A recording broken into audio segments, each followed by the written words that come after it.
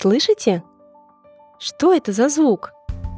Кажется, кто-то просится в гости. Действительно, это стихотворение Олега Григорьева «Стук». Как вы думаете, о чем пойдет речь? Откроем страницу 14 нашего учебника «Литературное чтение» и прочитаем. Олег Григорьев. «Стук». Я взял бумагу и перо, нарисовал утюг, порвал листок, швырнул в ведро, в ведре раздался стук. Можно ли это произведение назвать стихотворением? Да, есть рифма, созвучие окончаний строк, ритм. Что удивило вас в этом стихотворении? Необычная концовка, стук в ведре, будто выбросили не бумагу, а утюг. Что же помогло поэту создать шуточное стихотворение? Воображение и юмор – это первые помощники для создания юмористического произведения. Эти же качества, плюс наблюдательность, помогли Ирине Токмаковой, прекрасной детской писательнице, сочинить стихотворение «Разговор Лютика и жучка». Ирина Токмакова. «Разговор Лютика и жучка». «Лютик, Лютик, что хохочешь? Да ведь ты меня щекочешь, так листочки мне щекочешь, что не хочешь, захохочешь». Создается ощущение, что человек, читающий это стихотворение, смеется. Почему так получилось?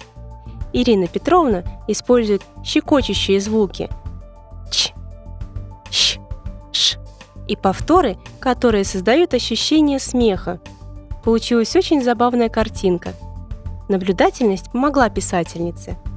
Она увидела, как сел на лютик жучок. Закачались листики и цветок, словно растение засмеялось.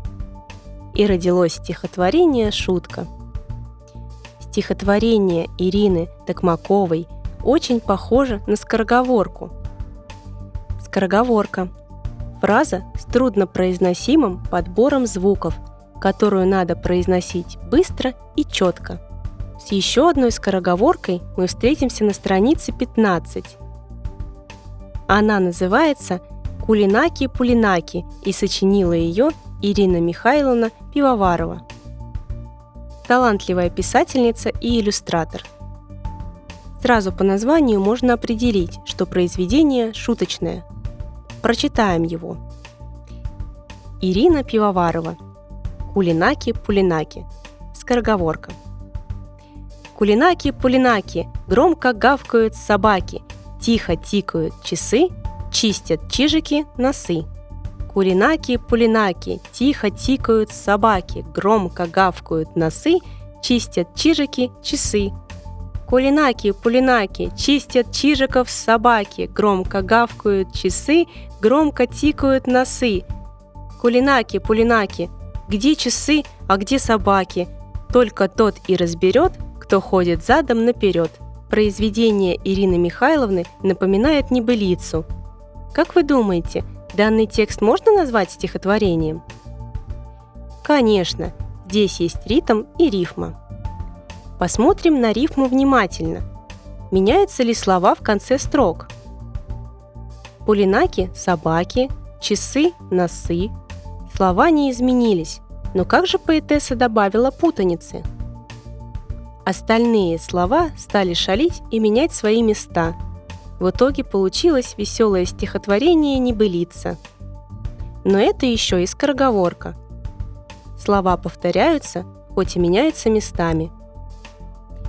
Сравнивая произведения Олега Григорьева, Ирины Токмаковой и Ирины Пивоваровой, можно сказать, что все стихи шуточные.